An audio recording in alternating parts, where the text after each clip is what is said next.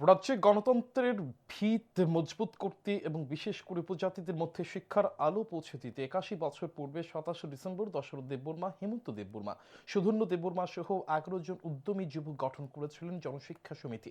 এরপর থেকে প্রতি বছর এই দিনটিকে যথাযোগ্য মর্যাদায় গোটা রাজ্য জুড়ে জনশিক্ষা দিবস হিসেবে পালন করে আসছে উপজাতি গণমুক্তি পরিষদ। এবছর ৮১তম বর্ষে পদার্পণ করল জনশিক্ষা দিবস।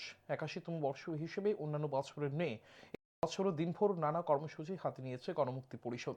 তারই অঙ্গ হিসেবে শনিবার সকালে কেন্দ্রীয় মূল অনুষ্ঠানটি হয় সিপিএম রাজ্য কার্যালয়ে। সেখানে আয়োজিত অনুষ্ঠানের মধ্য দিয়ে গণমুক্তি পরিষদের পতাকা উত্তোলন করেন গণমুক্তি পরিষদের সভাপতি নরেশ জমাতিয়া। সিপিএম দলের পতাকা উত্তোলন করেন দলের রাজ্য সম্পাদক জিতেন্দ্র চৌধুরী। পরবর্তী সময়ে উপস্থিত নেতৃত্বরা সকলে জনশিক্ষা আন্দোলনের অন্যতম স্থপতিদের প্রতিকৃতিতে পুষ্পার্ঘ্য অর্পণের মাধ্যমে শ্রদ্ধা নিবেদন করেন। সিপিএম রাজ্য সম্পাদক জিতেন্দ্র চৌধুরী জনশিক্ষা দিবসের এদিন তাৎপর্য ব্যাখ্যা করেন।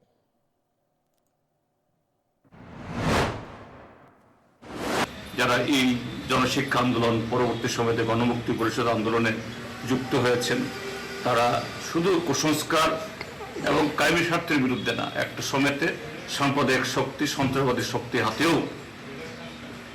তাদের এই কার্যক্রমকে এগিয়ে নিয়ে যাওয়ার লড়তে হয়েছে। তাদের সকলকে আমরা স্মরণ করছি।